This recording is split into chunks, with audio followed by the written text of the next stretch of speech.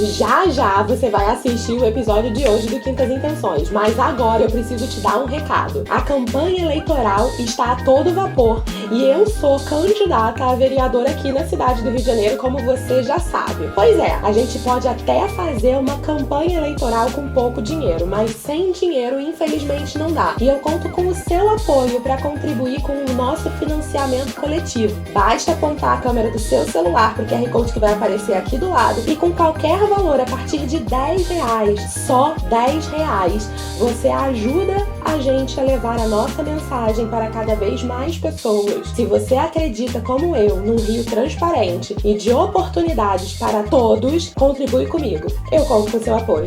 Sejam muito bem-vindos e bem-vindas a mais um episódio do podcast Quintas Intenções, a sua atualização semanal sobre as verdadeiras intenções por trás das articulações políticas. Hoje eu tenho a alegria de receber o advogado, amigo, querido Malone. Obrigado por ter aceito esse convite, por estar aqui conosco, para a gente poder bater esse papo. Mas antes de eu passar a palavra para você, pessoal, já ativa o sininho, curte o episódio para você ficar por dentro de todas as atualizações aqui do nosso canal. Malone, eu poderia te apresentar para quem está nos assistindo, falar que você é um advogado, falar que você é um advogado criminalista, falar que você estuda filosofia, que tem interesse genuíno pela política, que tem várias atividades sociais, mas eu não vou fazer isso. Eu vou pedir para você se apresentar, porque eu tenho certeza que você vai se apresentar melhor do que eu faria. Muito obrigado, Débora. Fico muito feliz pelo convite. É uma oportunidade muito boa estar te conhecendo aqui também. Eu vejo que você também faz esse trabalho, também teve essa carreira na advocacia que vem trilhando há muito tempo, agora se lançando também na política, como já diria Aristóteles, né? Somos animais políticos, então é uma questão inata de nós mesmos desde quando nascemos. Bom, meu nome é Malone Christian, eu sou de Mato Grosso, eu não sou do Rio de Janeiro, estou morando aqui faz um ano apenas. Eu sou advogado criminal, já atuo há 6 anos e também eu faço faculdade de filosofia, estou terminando, justamente por conta do meu interesse nas ciências políticas. E desde a faculdade de Direito eu comecei a acompanhar que o direito, na última instância, termina na política, que são as criações das leis, as execuções das leis e o próprio judiciário. Então, eu gosto sempre de entender como que funciona o sistema, como que funcionam as leis, e para isso é muito importante estar sempre integrando esses conhecimentos na nossa carreira, na nossa jornada, e uma coisa eu acho que leva a outra. E essa questão da comunicação também, de divulgar conhecimento técnico de uma forma leve, de uma forma que todo mundo entenda, eu batalho muito por isso, porque hoje em dia, infelizmente, muito do conteúdo que é feito na faculdade, muito do conteúdo técnico que está no auge da nossa sociedade, na aristocracia, digamos assim, ele fica restrito para um grupo de pessoas que detêm e manipulam o poder, e quem de fato emana o poder, que é o povo, acaba não tendo isso. Então, por isso que eu estou sempre buscando levar acesso à justiça para as pessoas, para que elas entendam o que está acontecendo e assim possam tomar melhores decisões acerca da vida delas. Sensacional, Malone. E uma máxima aqui, né, do nosso podcast Quintas Intenções é que o conhecimento liberta. Então, a gente está 100% em linha com esse desejo de tornar informações o mais simples possível. Às vezes, as informações difíceis, termos técnicos, sim, que a gente vê diariamente no jornal impresso ou, enfim, na televisão, que a ampla maioria das pessoas não sabe, passa a vida achando que entendeu, mas a gente está aqui para desmistificar esses conceitos e trazer o conhecimento real para que as pessoas possam, como você bem trouxe, tomar melhores decisões. Quando a gente se conheceu há um tempo atrás, você me contou brevemente a motivação desse seu desejo, né, em tornar conceitos difíceis simples. E eu achei linda a história, que surgiu muito depois ali do momento em que você entrou na faculdade de Direito, ainda lá no teu estado natal, né? Então, compartilha essa história com quem está assistindo a gente, porque é uma história bastante impactante. E por mais que nós tenhamos objetivos comuns, muitas vezes as motivações são diferentes. Então, traz aqui a tua motivação, que já já eu vou te contar a minha também. Sim, é muito bacana essa troca. É até uma pauta, inclusive, que o ex-presidente do Supremo Tribunal Federal, o ministro Barroso, ele fala sobre justamente colocar esses termos jurídicos de uma forma mais coloquial, ter uma linguagem mais acessível dentro do judiciário para que todo mundo possa entender. Eu lembro muito quando teve todo aquele escândalo do Mensalão ali em 2013, que passava a TV Justiça o tempo todo nos jornais e teve essa judicialização da mídia brasileira, em que todo mundo assistia, mas não entendia nada que estava acontecendo. Então as pessoas acabavam perdidas, acabavam vendo que todo aquele latim, aquela linguagem difícil do judiciário. Então, essa minha motivação vem desde cedo, na verdade, porque eu sou a primeira pessoa com nível superior da minha família. O meu pai, ele é técnico de enfermagem, a minha mãe, ela era dona de casa. Então, quando eu me formei, todo mundo da minha família começou a me chamar de doutor, doutor. Então, as pessoas têm essa visão que a gente, quando tem um nível superior, que é uma raridade no Brasil, as pessoas aqui no Brasil, a maioria não tem acesso a esse nível de conhecimento técnico. Então, existe esse estigma, até essa questão do doutor é uma questão cultural dentro da nossa profissão, né? Algumas pessoas, elas brigam para ser chamadas de doutores, outras não ligam tanto. Então, isso sempre me acompanhou.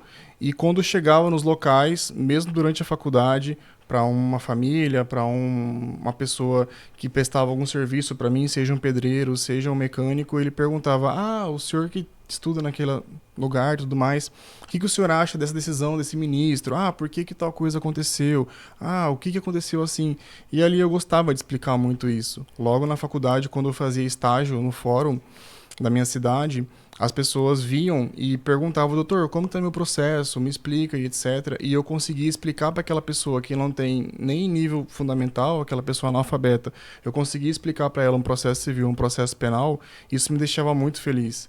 Então, ali eu via que, de fato, a justiça estava sendo feita, porque aquela pessoa conseguia tomar decisões acerca daquilo. Porque muitas vezes a pessoa falava assim: o advogado pegou meu processo e sumiu. Eu não sei por que meu filho está preso. Eu não entendo, não consigo falar com um juiz. Eu não consigo entender o que o político faz. Eu nunca vi uma obra, né, assim, de impacto na minha vida, mas eu pago meus impostos em dias. Então, explicar para essas pessoas também é dar informação para ela, é dar uma arma para ela poder viver na sociedade de uma forma melhor. Então, essa minha motivação, ela veio a partir disso, e aí eu percebi que, de fato, no Brasil, as pessoas, elas não têm tanto acesso à justiça, acesso à informação qualificada, informação técnica, e aí eu me propus a fazer isso, porque desde a minha infância, os meus pais sempre fizeram questão de investir na minha educação, e eu tive amigos que não tiveram tanta essa oportunidade. Então, desde criança, eu já era aquela pessoa já que explicava para meus amigos como que funcionavam as coisas, como que eles poderiam saber mais informações sobre determinados assuntos, e isso acabou me motivando pelo resto da vida. E a política, claro, é quando você tenta entender a visão geral da situação, você acaba na Constituição Federal, no Congresso e nas políticas que são tomadas ali naquele determinado lugar. Excelente. E é uma motivação muito genuína, né, da tua vivência, do ambiente em que você se relacionava, da necessidade das pessoas compreenderem aquilo que elas não compreendiam. Mas, para além disso, a mensagem que fica por trás, eu não sei se você vai concordar comigo, mas a leitura que eu faço por trás desse desejo de conhecimento dessas pessoas que chegaram a você, estava a confiança, né? A gente só busca uma fonte de conhecimento quando a gente confia. A gente tem a certeza de que aquela informação que vai chegar pra gente é uma informação verdadeira. Então, parabéns por isso, por você ser enxergado mesmo, né? Pelas pessoas te verem lá onde você morava, na tua cidade, e aqui também, sem dúvida, enquanto profissional. Sim. Que você vem se tornando em todas as suas atuações, mas desde o início da sua atuação profissional, você ter sido visto como uma fonte fidedigna de informação, como uma fonte confiável de informação. eu vou precisar repetir isso, né? Aqui o nosso lema é de que o conhecimento liberta. E daí a importância da gente trazer informação, opinião também, porque somos seres políticos, não é mesmo? Então, já desde muitos anos somos seres políticos, e você trouxe para a mesa Aristóteles falando sobre isso, mas nós precisamos, para além de dar opinião, nós precisamos contextualizar as coisas. Sim. E explicar para as pessoas por que nós temos aquelas opiniões. E explicar o contexto que nos levou a pensar daquele formato. Quando a gente explica o contexto e oferece uma opinião, a gente consegue dar para as pessoas a condição delas pensarem por si próprias. Eu acho que esse é o fundamental. A partir quando eu dou só a minha opinião, quem me ouve pode só pensar como eu. Mas a partir do momento em que eu contextualizo e dou a minha opinião, a pessoa tem a oportunidade de entender o cenário e construir uma opinião diferente. Daí a riqueza da sociedade, daí a riqueza da democracia, e daí a possibilidade da gente construir soluções melhores e reais para os problemas que a gente tem hoje. A gente começou conversando muito sobre a tua formação, né? Você, advogada de formação, eu também, advogada de formação. E muitos podem estar assistindo a gente e pensando, mas onde é que entra a política no direito? O que uma coisa tem a ver com a outra? Uma pincelada você já deu, quando você trouxe que o direito acaba, você até usou isso, você usou esse verbo, né, do acabar. O direito acaba na elaboração das leis. Talvez ele comece na elaboração das leis, né? E aí é um ciclo que se retroalimenta, ele acaba e termina ali naquele objetivo, né? Ele se inicia na criação da lei, ele termina na aplicação da lei, e a gente vai vivendo nesse círculo enquanto advogados e advogadas. Mas, mais do que isso, a gente passa dentro do judiciário, né, dentro da nossa profissão, por uma busca de decisões proferidas por magistrados. Quem são os magistrados? São os juízes, né? Os juízes, os desembargadores. A gente busca decisões isentas, ou seja, a gente passa a nossa vida profissional buscando que juízes, que desembargadores decidam ali os nossos processos de uma forma que não seja pessoal, que eles não tragam ali a vivência pessoal deles para a mesa para decidir um processo. Mas, em última instância, quando a gente chega nos tribunais superiores, seja no STJ, que é o Superior Tribunal de Justiça, seja no STF, que está todo dia na mídia, que é o Supremo Tribunal Federal, essas pessoas estão lá por indicações políticas. Então, para além desse círculo profissional que nós falamos da criação da lei, que é feita pelo Poder Legislativo, pela aplicação da lei, que é feita pelo Poder Judiciário, essa inter-relação ela ainda acontece quando a gente chega nas instâncias superiores da atuação jurídica e a gente precisa levar os nossos casos ao STJ ou ao STF, e os magistrados que lá estão, que são os ministros, são indicações políticas. Sim. E a gente entra nessa questão, né, das quintas intenções dessas indicações, como é que se dá essa relação entre judiciário, legislativo. É uma relação, às vezes, peculiar. Exatamente. Né, Malone? O que você traz pra gente nesse sentido? Além do legislativo do judiciário, que nem você muito bem falou, a questão da criação das leis e também da aplicação, tem a fiscalização das leis. O próprio legislativo deveria fiscalizar, junto aí com o Ministério Público, que foi criado na Constituição de 89, como quase um quarto poder, né, um poder fiscalizador, mas muitas vezes, por questões políticas, não exerce de forma tão assertiva essas questões. E como você bem falou das quintas intenções, eu também tento trazer, de fato, a realidade do judiciário, a realidade da vida de um advogado, de uma pessoa política, para as pessoas que não têm esse conhecimento técnico, para que, de forma, elas consigam ter decisões pautadas nos valores delas e nos conhecimentos delas, entendeu? Eu acho que não só essas pessoas, a maioria das pessoas que nos acompanham, elas não têm esse tipo de acesso a essa informação, muito porque isso é importante que esteja restrito a uma elite, né? Por isso que é sempre bom ter ideias novas, ter partidos novos também na política e ter pessoas trazendo novas versões para se renovar isso, né? O próprio velho judiciário, a própria velha política é uma coisa que atrapalha bastante a nossa sociedade, e eu vejo que hoje em dia esses pensadores disruptivos que tentam trazer acesso à informação para as pessoas acabam quebrando essas instituições que hoje em dia já não conversam com a nossa sociedade atual, e acabam ajudando a criar uma sociedade que vai estar sempre mais democrática e mais pautada nos direitos e nas garantias individuais. Você bem falou que o juiz, um legislador, ele deve ser imparcial, ele deve pensar no coletivo quando ele vai tomar uma decisão, mas muitas vezes nós vemos questões como o racismo estrutural que existe na nossa sociedade, a questão do machismo. Então, a gente vê vários casos, várias polêmicas envolvidas na mídia. Então, a gente acaba não vendo essa imparcialidade que um representante do Estado deveria ter perante o povo. E o povo, ele precisa ter essa noção, ele precisa ter esse conhecimento. E a minha própria história já diz isso, desde o começo eu já via essa diferença de um lugar que eu morava, de um lugar que eu frequentava. Então, existe essas diferenças sociais. Aqui no Rio de Janeiro, eu vejo muito isso, inclusive. Existe uma diferença social muito grande. Ao mesmo tempo que você está num lugar bonito, num ponto turístico do Brasil, você está numa favela com pessoas que não têm tanto acesso à informação, não têm tanto acesso à segurança, à saúde. Então, eu tento trazer essa realidade para as pessoas, porque, infelizmente, muita gente vive dentro de uma bolha. Muita gente acaba achando que a bolha que ela vive é a realidade, é o certo, e muitas vezes não.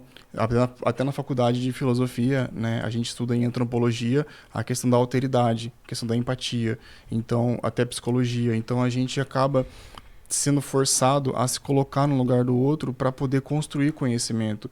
E muita gente tem medo do diferente, né? De sair da sua bolha para poder ter novos conhecimentos, achando que aquilo vai ser nocivo para ela. Sendo que, na verdade, isso é algo que constrói. Isso é algo que constrói pontes. Sem dúvida. Né? Tomando liberdade aqui de te falar o seu nome.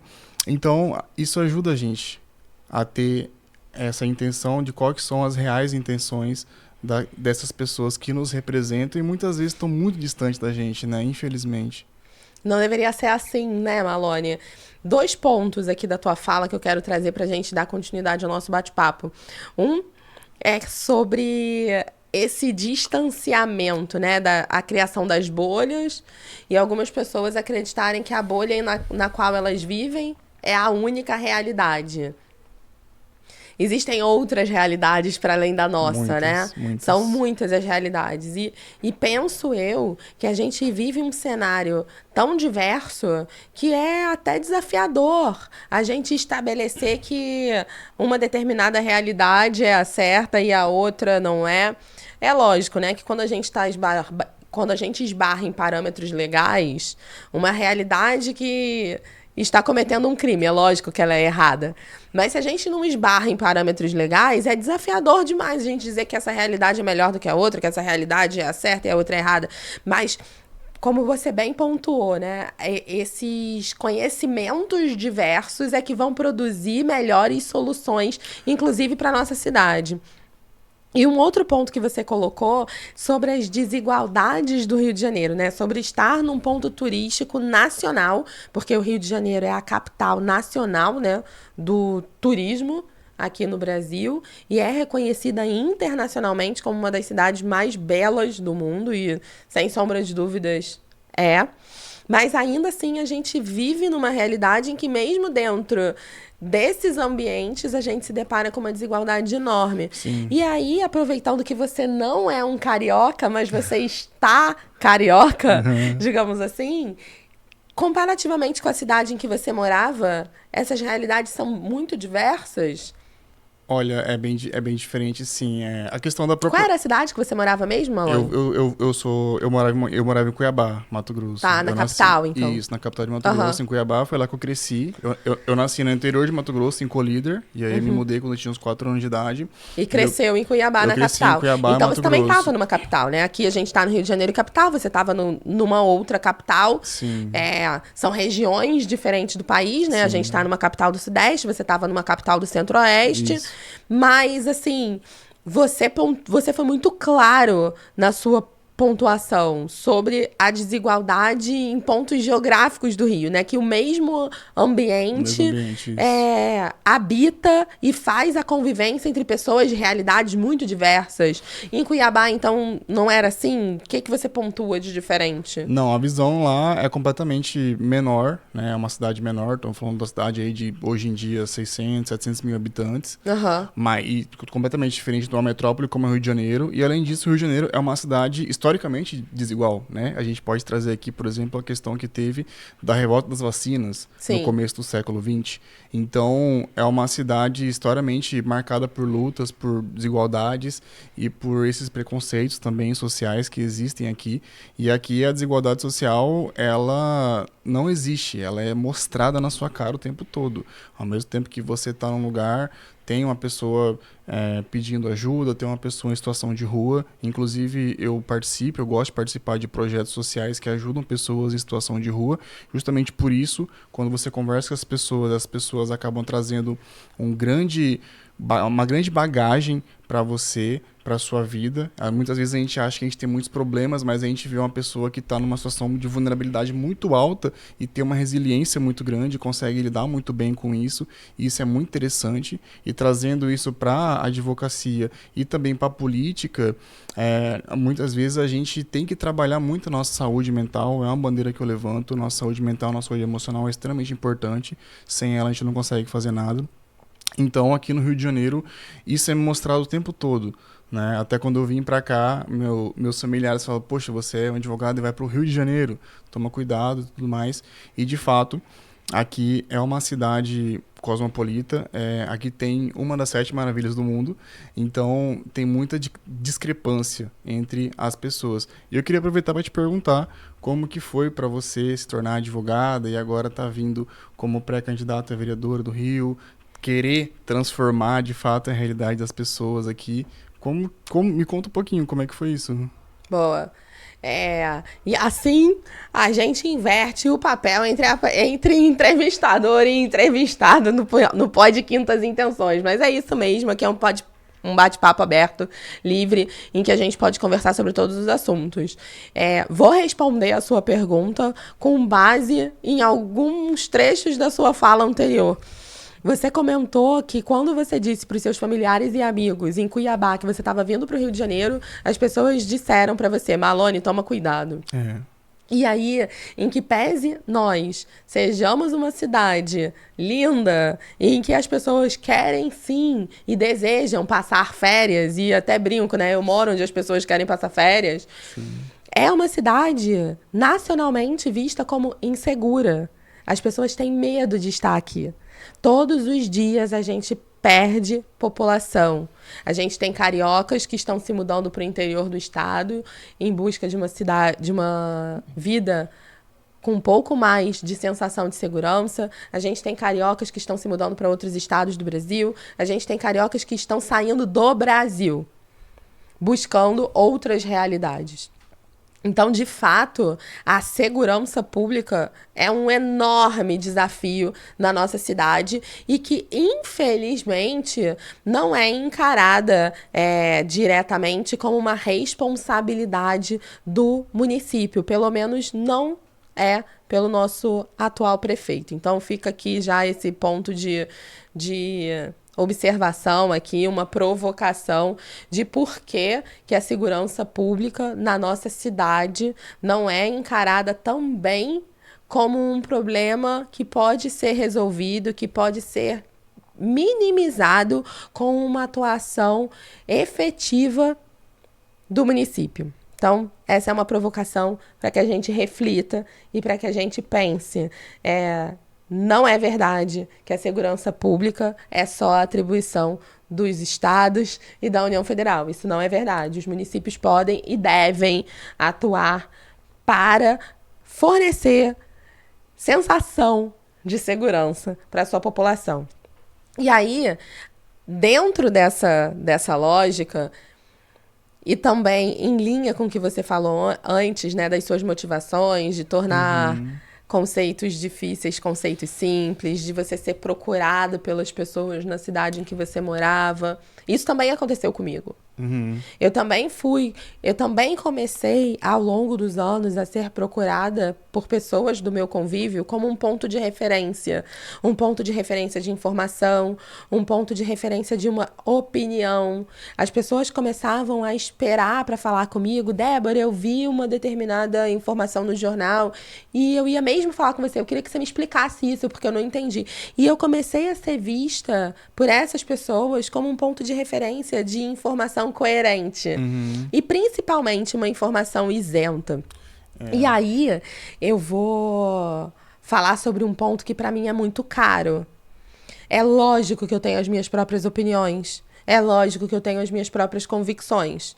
Mas quando eu vou dar uma informação para alguém e eu vou explicar alguma coisa para qualquer pessoa, eu sempre busco esclarecer todos os pontos envolvidos num contexto. Sim. É lógico que isso dá mais trabalho, é lógico que isso demora mais, mas isso primordialmente dá a chance da pessoa criar as suas próprias opiniões. Muitas vezes, dependendo do assunto, quando me perguntam o conceito ou o que está acontecendo sobre um determinado cenário, eu sequer dou a minha opinião. Exceto se a pessoa perguntar no final: tá bom, Débora, eu entendi, mas o que você pensa a respeito disso? E aí sim eu dou a minha opinião. Então, nessa interseção entre a minha vivência profissional, a minha experiência profissional, né? Porque são coisas diferentes. Já vai aí para mais de década e eu nunca gosto de falar quanto tempo na exata, porque eu gosto de deixar as pessoas pensarem que idade eu tenho. Não gosto de dar spoiler. Fica subentendido. Deixa subentendido. Mas ao longo dessa experiência profissional que o direito me deu, né? Principalmente o direito me deu, e que depois o empreendedorismo me deu quando eu fundei a minha própria empresa, e que depois a sala de aula me deu quando eu fui dar aula e me tornei palestrante, rodei o Brasil falando sobre questões relacionadas a empreendedorismo, a transparência e integridade. Toda essa gama de experiência e vivência com outras realidades começou a me mostrar que se a gente não fizer diferente, quem fará? Se não agora, quando? Se não eu, quem? Porque a gente vive numa sociedade em que muitas vezes a gente delega as nossas responsabilidades e os nossos problemas, e principalmente a solução dos nossos problemas, para outras pessoas. Mas chega um momento em que, se as pessoas não estão oferecendo as soluções que eu entendo que são viáveis ou que eu entendo que são as mais adequadas para um determinado cenário, eu tenho que ir lá e fazer. Eu faço isso com o meu time, Malone. Eu tenho um time, o meu time tem que fazer uma determinada atividade. Por exemplo, eu tenho um time de mídia, eles têm que fazer uma determinada atividade. Ótimo, elas estão lá para desenvolver aquele job. Mas e se eu não concordo, ou se eu acho que a gente poderia fazer de uma outra forma, eu tenho que ir lá e fazer, e mostrar: olha, vamos fazer desse jeito. Por quê? Porque desse jeito a gente tem mais visibilidade, porque desse jeito fica mais claro, porque desse jeito as pessoas vão se interessar mais. Vamos fazer desse jeito. E a gente precisa tomar a frente e fazer as coisas que a gente acredita. Sim. Então, eu não sei se eu consegui responder a sua pergunta, mas a interseção entre o direito e a política, ela nasce muito fruto dessa experiência acumulada ao longo de anos, misturada com uma falta de representatividade, misturada com uma indignação, misturada com uma sensação de que eu não quero mais delegar os meus problemas e que eu não quero mais delegar a solução dos meus problemas para outras pessoas. A gente já tentou do jeito que tá, então acho que tá na hora da gente tentar diferente. E eu tô me colocando de forma muito genuína e até corajosa, eu diria, como uma alternativa. Mas eu sou uma alternativa, eu não sou a alternativa. É isso que precisa ser deixado claro. Eu sou uma alternativa. E aí, para as pessoas que se identificam, para as pessoas que acham que isso faz sentido, para quem acredita nessa forma de pensar, de agir, beleza. Vambora, tamo junto. E para quem não, tudo bem, existem outras alternativas disponíveis. Essa é a graça da democracia, essa é a graça do jogo aberto, limpo, transparente e íntegro. Com certeza. Dar escolha real para as pessoas. E as escolhas existem. Essa máxima de que eu não tive escolha, não.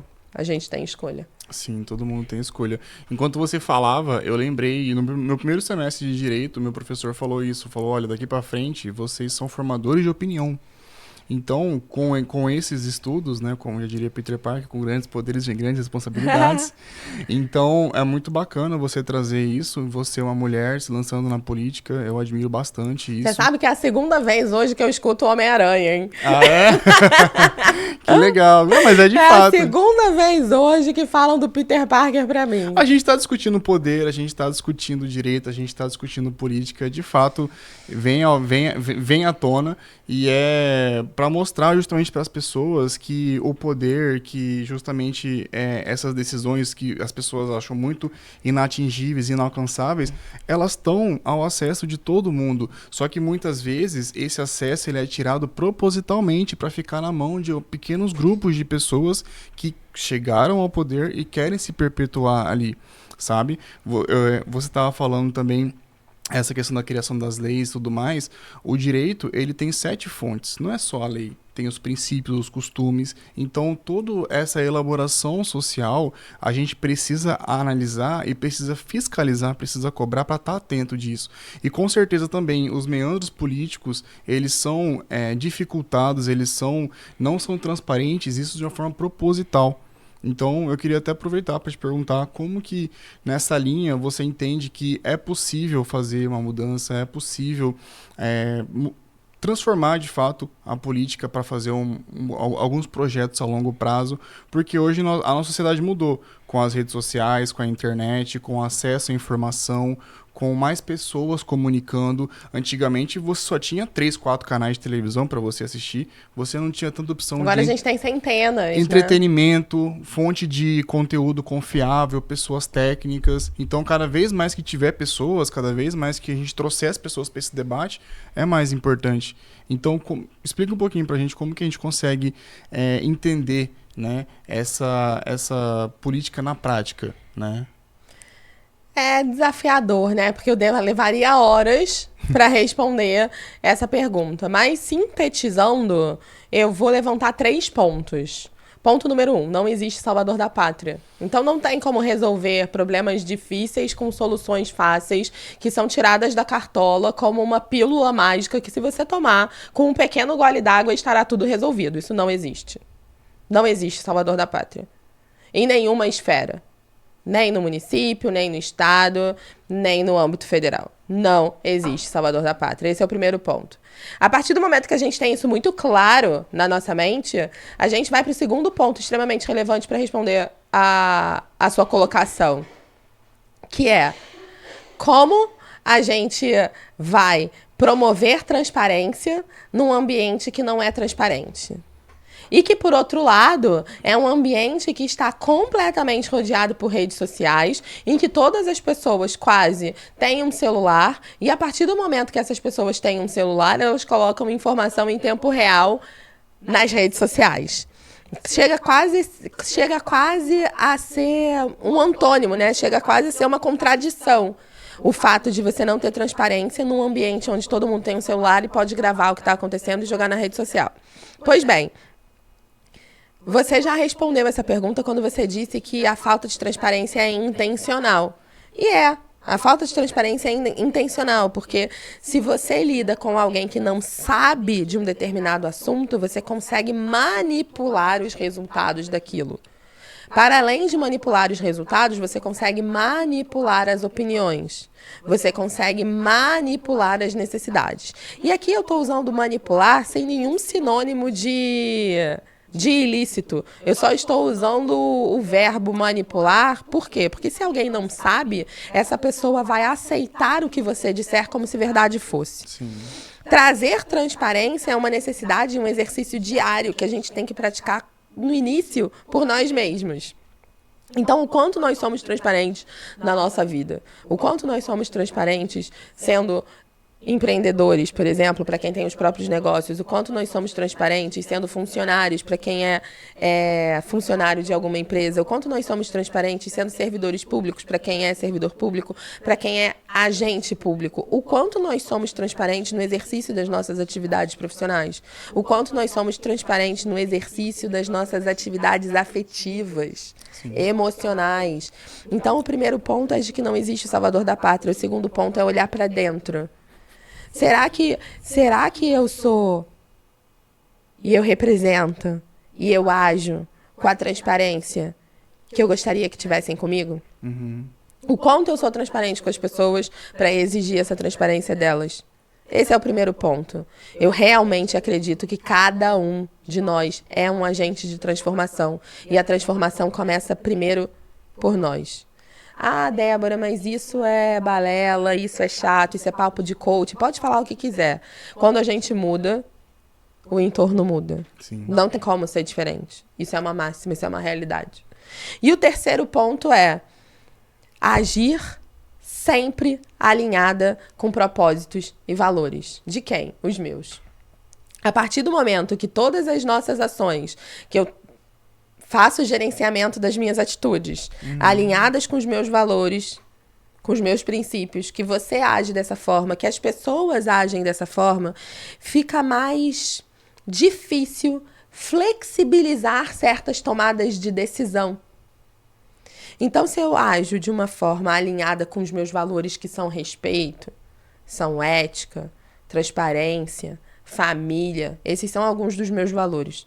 A partir do momento que eu ajo de forma alinhada com esses valores, é difícil flexibilizar qualquer coisa que saia desse cinturão de valores que eu tenho. Sim. E essa é uma excelente palavra, um cinturão, porque isso vira um cinturão de proteção, inclusive. De proteção para tomada de decisões equivocadas, de um cinturão de proteção para parcerias equivocadas e até mesmo para cair no canto da sereia. É um cinturão de proteção para que a gente se afaste de aceitar determinadas propostas, de se envolver em determinados mecanismos que parecem favoráveis, que parecem doces, como são o canto da sereia, e que, na verdade, não são, porque eles são diametralmente opostos ao nosso cinturão de proteção, que são os nossos valores e princípios pessoais. Então, para promover transparência e para promover mudança, primeiro é preciso acreditar que não tem um salvador da pátria.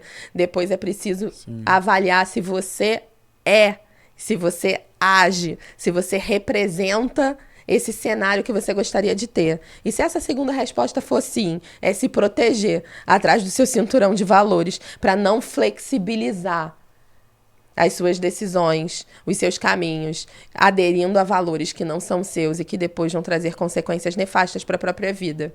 Malone, espero ter respondido a sua pergunta. Foi um bate-papo inusitado, porque você é a primeira pessoa que me faz perguntas aqui no podcast.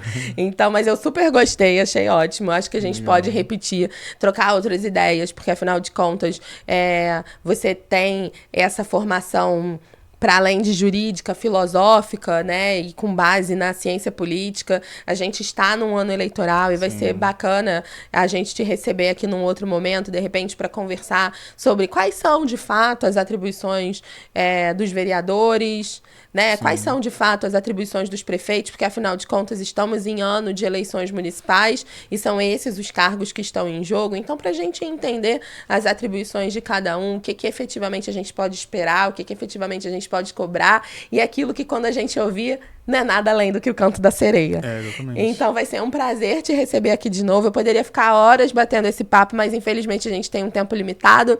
Então eu vou pedir para você deixar uma mensagem final para quem está nos assistindo, pra gente poder já deixar marcado nosso próximo encontro. Com certeza, eu agradeço muito a oportunidade, o convite. Pode ter certeza, sim, que eu vou voltar. O meu recado para as pessoas é que continuem buscando informação técnica, continuem seguindo várias pessoas que que vocês confiam. E, por favor, não caiam no canto da sereia. A gente pode mudar a nossa realidade, a gente pode fazer, né, o nosso país, a nossa cidade, o nosso bairro um lugar melhor, desde que todo mundo continue empenhado nisso. Então, agradeço demais a oportunidade de estar aqui conversando com você. Foi um prazer e é isso. Muito obrigado. Obrigada a você, Malone. Espero te receber em breve. E para você, a gente se vê semana que vem. Tchau, tchau. Tchau, tchau.